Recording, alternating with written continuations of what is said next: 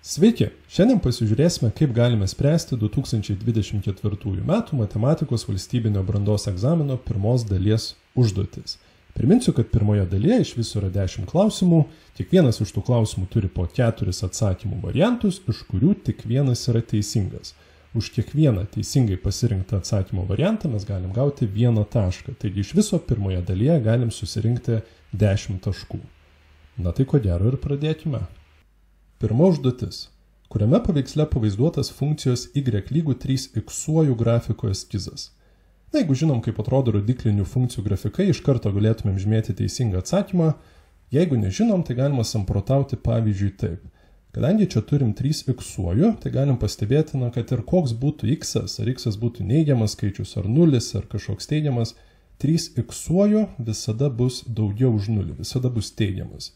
Tai dėl to galim iš karto atmesti B ir C variantus, dėl to, kad štai čia yra įgyjamos neigiamos reikšmės ir čia yra įgyjamos neigiamos reikšmės. Ir lieka tada variantai A ir D.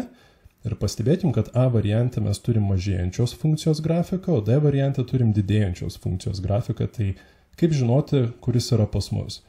Na, galima samprotauti taip. Sakykim, x yra vienetas ir tuomet y pas mus būtų 3 kas yra 3. Na ir jeigu paimsiu x lygų 2, tai turėsiu, kad y yra lygų 3 kas yra 9. Na ir aš gaunu, kad didėjant x-ams didėja ir y.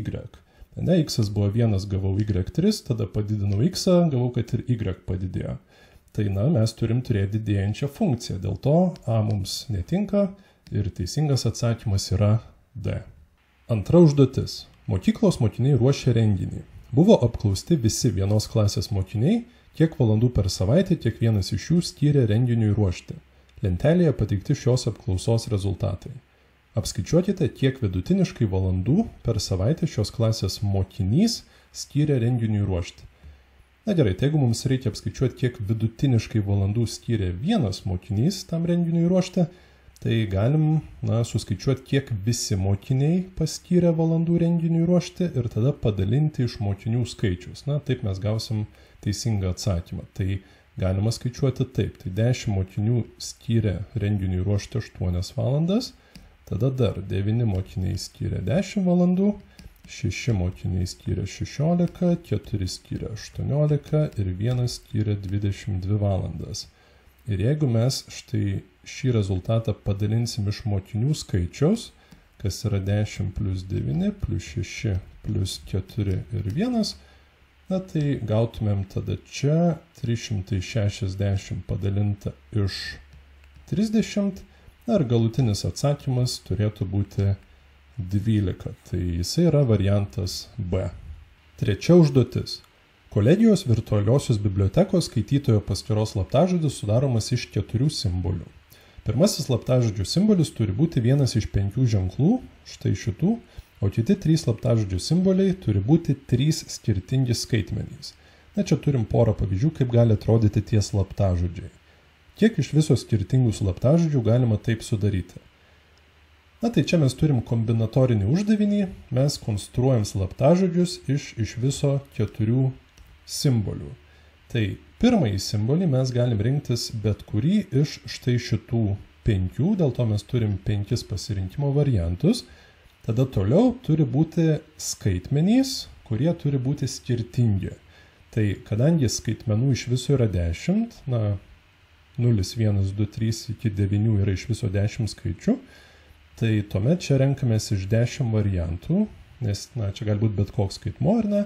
Po to toliau, kadangi skaitmenys nebegali kartotis, tai čia lieka 9 tik tai variantai, nes jau vieną skaitmenį kažkurį panaudojom antrojoje vietoje. Na ir galiausiai tada čia lieka 8, nes kažkokius 2 skaitmenys skirtingus jau panaudojom anksčiau. Ir jeigu šiuos skaičius sudauginsim, gausim uždavinio atsakymą, kuris yra 3600, na ir reikėtų pasirinkti variantą C. Ketvirta užduotis. Augustė nutarė lankyti 3 mėnesių vairavimo kursus. Pirmą mėnesį už šios kursus reikia mokėti 400 eurų, o kiekvieną kitą mėnesį 10% mažiau negu paskutinį prieš tai buvusį mėnesį. Apskaičiuokite, kiek Augustė iš viso kainuos šie 3 mėnesių vairavimo kursai. Gerai, tai pirmąjį mėnesį Augustė sumokės 400 eurų, antrąjį mėnesį sumokės 10% mažiau negu pirmąjį mėnesį, tai galim paskaičiuoti tuomet taip. Imam tuos 400 eurų ir dauginam iš 0,9. Mes atskaičiuojam 90% nuo 400 eurų, tai yra 10% mažiau negu buvo ir gausim 360 eurų. Ir tada trečiąjį mėnesį turėčiau vėl atskaičiuoti 90%, tik tai dabar jau nuo 360 eurų, tai vėl dauginu iš 0,9 ir gaunu 324 eurus. Tai jeigu norim sužinoti, kiek iš viso kainavo tie 3 mėnesių vairavimo kursai, reikėtų prie 400 pridėti 360 ir pridėti dar 324 ir gautumėm, kad atsakymas yra 1084 eurai, dėl to reikėtų pasirinkti atsakymą C. 5 užduotis. Nustatykite reiškinio štai tokio apibrėžimo sritį. Gerai, tai kadangi tai yra testinis uždavinys, yra variantai, tai turbūt greičiausia būtų tuos variantus tiesiog tikrinti, žiūrėti, kurie x patenka į tą apibrėžimo sritį, kurie nepatenka. Jeigu norėtumėm užrašyti kažkokį sprendimą, tai galima galvoti taip. Kadangi čia turime kvadratinę šaknį, tai kas yra po šaknyje, šiuo atveju x kart x minus 4, privalo būtinai būti daugiau arba lygu 0. Ir čia mes turim kvadratinę nelygybę, kurią galim išspręsti, pavyzdžiui, intervalų metodu. Tai ką aš padarysiu, pasimsiu kairėje tos nelygybės pusę ir pirmiausia pasižiūrėsiu, kada ta kairioji pusė yra lygi 0. Ir iš čia gaunu, kad x tokiu atveju yra 0 arba x minus 4 yra 0, kas reiškia, kad pats x tada yra 4. Gerai, tai jeigu jau naudojam tą intervalų metodą, nusibrėžiu tiesę, ant tos tiesės pasižymiu tada 0 ir 4 ir šitos rutuliukus aš turėčiau užspalvinti dėl to, kad ta nelygybė yra negriežta, yra daugiau arba lygų. Gerai, tada pasižymėsiu čia tokius intervalus ir žiūrėsiu, kokie juose bus ženklai. Tai iš čia aš galėčiau pasimti, pavyzdžiui, x lygų minus vienetas ir tada tą x minus vienetę štai čia įsistatysiu visur vieto x. Tai gerai, jeigu x yra minus 1, tai gausiu minus 1 kart minus 5, kas yra 5, teigiamas skaičius. Tada iš čia pasimsiu x lygų vienetui, gausiu 1 kart minus 3, tai yra minus 3, neigiamas skaičius, ir iš čia pasimsiu x lygų 5, gausiu 5 kart 1, tai yra 5, teigiamas skaičius. Ir kadangi nelygybė yra daugiau arba lygų 0, tai mano atsakymai yra ten, kur aš pasižymėjau pliusą. Vadinasi, x turėtų priklausyti nuo minus begalybės iki 0 įskaitant ir taip pat dar vienas intervalas įskaitant nuo 4 iki plus begalybės. Ir toks variantas yra būtent B. 6 užduotis. Paveiksle pavaizduota taisyklingoji keturkampė piramidė SABCD. Atkarpa SO yra piramidės aukštinė. Piramidės briauna SA su pagrindo ABCD plokštuma sudaro vieną iš 4 duotų kampų. Gerai, tai šitas uždavinys jis yra apie kampą tarp tiesės ir plokštumos. Tai mūsų tiesė čia pilnai nusako briauna SA, o plokštuma, plokštuma yra tos keturkampės piramidės pagrindas. Jisai nusako mums pilnai plokštumą. Tai čia reikėtų prisiminti, kaip yra apibrėžiamas kampas tarp tiesės ir plokštumos. Tai kampas tarp tiesės ir plokštumos, tai yra kampas tarp tos tiesės ir jos projekcijos plokštumoje. Tai mums reikėtų pagalvoti, kasgi būtų SA projekcija toje piramidės pagrindo plokštumoje. Tai mums reikėtų visus tos tiesės taškus štai taip nuleisti žemyn į tą pagrindą. Tai projekcija gautųsi AO štai čia. Ir tuomet tas kampas, kurio ieškom, yra štai šitoje vietoje. Ir tai yra kampas SAO, kuris yra pažymėtas C raide. 7 užduotis. Paveiksle pavaizduotas vienos iš pateiktų funkcijų grafiko eskizas. Kurios? Tai vien pasižiūrėjus į atsakymo variantus, panašu, kad čia turėsim reikalų su funkcijos grafiko transformacijomis. Ir nuo ko būtų galima pradėti spręsti šitą uždavinį, tai būtų galima nusibrėžti y lygų sinus x funkcijos grafiką, kuris atrodytų maždaug taip. Ir kas čia yra padaryta šitam uždavinį, panašu, kad jis yra pakeltas į viršų per kažkiek. Tai, jeigu mes tą pastebėm, iš karto galėtumėm žymėti, kad atsakymas teisingas yra A, dėl to, kad čia sinus x funkcijos grafikas yra pakeltas į viršų per dvejetą. B variantas tai būtų to pradinio sinus x grafiko postumis į kairę per 2. Čia būtų suspaudimas išilgai x ašies 2 kartus, o čia būtų ištempimas išilgai y ašies 2 kartus. Tai teisingas atsakymas tuomet turėtų būti A. 8 užduotis. Paveiksle pavaizduota lygiašonė trapecija ABCD. Yra žinoma, kad AB lygu CD, o AD sutinka su BC taip, kaip 3 sutinka su vienetu. Kuris teiginys apie vektorius yra teisingas? Gerai, tai pirmiausia, aš pradėsiu nuo to, kad pasižymėsiu, jog AB yra lygu CD ir AD sutinka su BC kaip 3 su vienetu, tai čia galiu pasižymėti, tarkime, 3x, o čia bus x. Gerai, ir dabar nagrinėsiu atsakymo variantus, galvosiu, ar AB vektorius yra lygus vektoriui DC. Tai pirmiausia, aš pasižymėsiu, va čia pas mane yra vektorius AB ir štai čia yra vektorius DC. Gerai, tai šitų vektorių AB ir DC ilgiai yra tokie patys, bet jų kryptys akivaizdžiai yra skirtingos. Dėl to atsakymas A netinka. Tada turim variantą B, ar AB yra lygu minus DC. Minus DC tai yra tas pats kaip vektorius CD. Tas minusas jisai apgrėžia vektorių tiesiog į priešingą pusę. Tai dabar galim galvoti, ar AB vektorius sutampa su vektorium CD.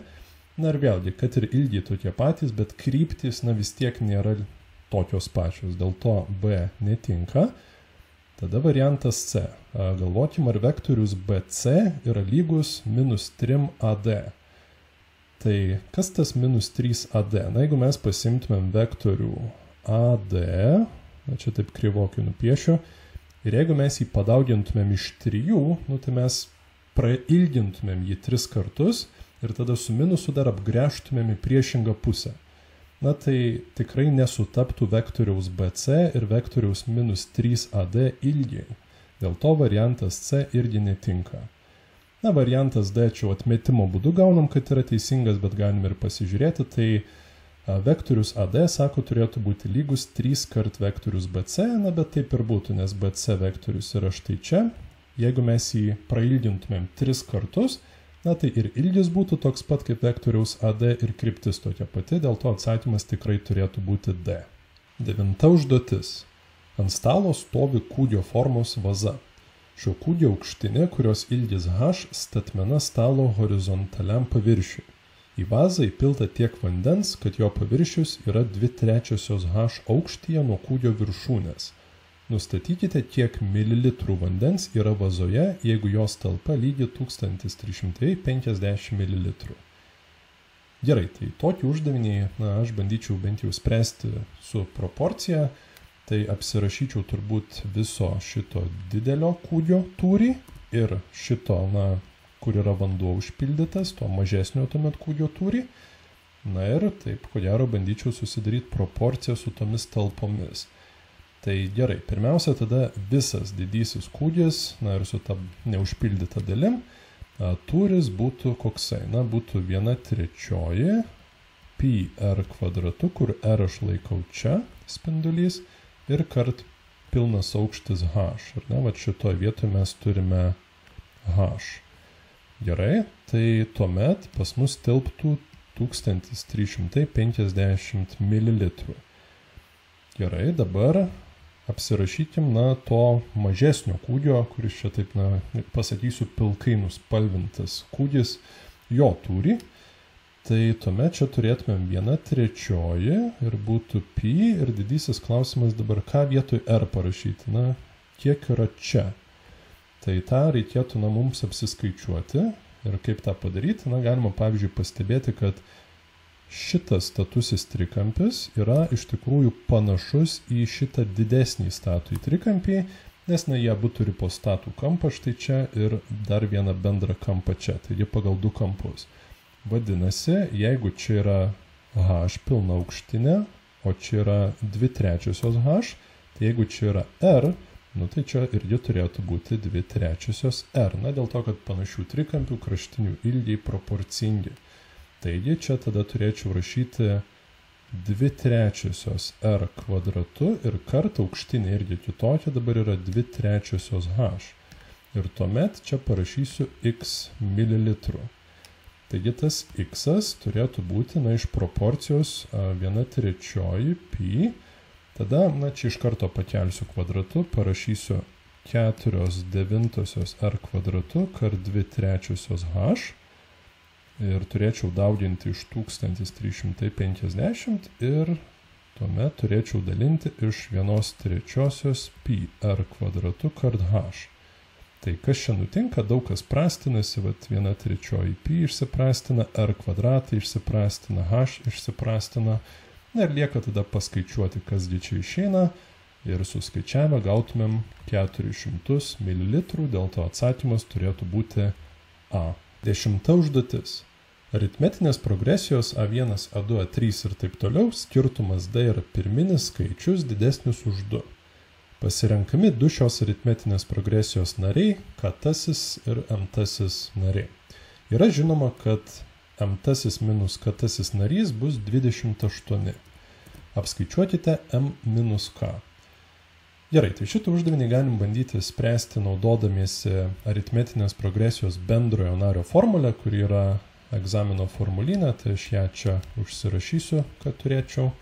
Ir tuomet m tai narį minus k tai narį aš išsireikšiu, tokiu būdu, naudodamas tą bendrojo nario formulę. Tai vietoj m tojo nario aš rašau tada pirmasis narys plus d kart m minus 1. Ir tada būtų minus, atsidarysiu skliaustus, pirmasis narys minus d kart k minus 1. Taip, ir visas šitas dalykas turi būti 28. Gerai, tai dabar susitvarkysiu su tuo, ką gavau čia, atsiskliausiu ir gausiu A1 plus d kart m minus d. Tada čia būtų minus ir, iš karto pastebėkim, kad čia yra A1 plus dk ir dar būtų minus d. Tai minusas čia pakeis visiems tiems nariams ženklus, tai būtų minus A1 minus dk ir tada čia būtų jau plus d. Ar ne? Ir visa tai vis dar lygu 28. Tada matom, kad A1 išsiprastina, atsiema nieko nelieka, d taip pat. Ir mes liekam tada su dm minus dk lygu 28. Tuomet d būtų galima išsikelti prie skliaustus, būtų d kart m minus k lygu 28. Ir kadangi d yra pirminis skaičius didesnis už 2, pirminis tai prisiminkim, kad tai yra toks natūralusis skaičius, kuris dalijasi tik iš savęs ir iš vieneto ir dar turi būti pagal tą papildomą sąlygą čia didesnis už 2. Tai, kadangi daugiau už 2, tai mes drąsiai galim dalinti iš d ir turėsim tuomet, kad m minus k yra lygu 28 padalinta iš d. Privedėm iki tokio rezultato. Ir jeigu pasižiūrėsim į atsakymų variantus, tai pavyzdžiui matom, kad m minus k yra 2, tarkim, A variante, bet tokiu atveju, jeigu m minus k būtų 2, tokiu atveju d turėtų būti koksai? D turėtų būti turbūt 14. 14 nėra pirminis skaičius, dėl to A mums netinka. Dabar B variantas m minus k 4. Tokiu atveju d turėtų būti 7, ar ne? Jeigu čia būtų 7, tada būtų m minus k 4. Ir 7 yra pirminis skaičius didesnis už 2. Tai panašu, kad B variantas, čia ko gero mums ir tiks. Galim dar pažiūrėti likusius. Tai čia m minus k yra 7, tai tokiu atveju d būtų koksai. D turbūt turėtų būti 4. Ir paskutiniu atveju d turėtų būti 2. Tai C variantas taip pat netinka, nes 4 nėra pirminis skaičius, o čia D lygu 2 irgi netinka, nes D yra daugiau už 2. Tai atmetam D ir vienintelis realus atsakymas, teisingas atsakymas yra B. Šiandien tiek, susitiksime kitame video.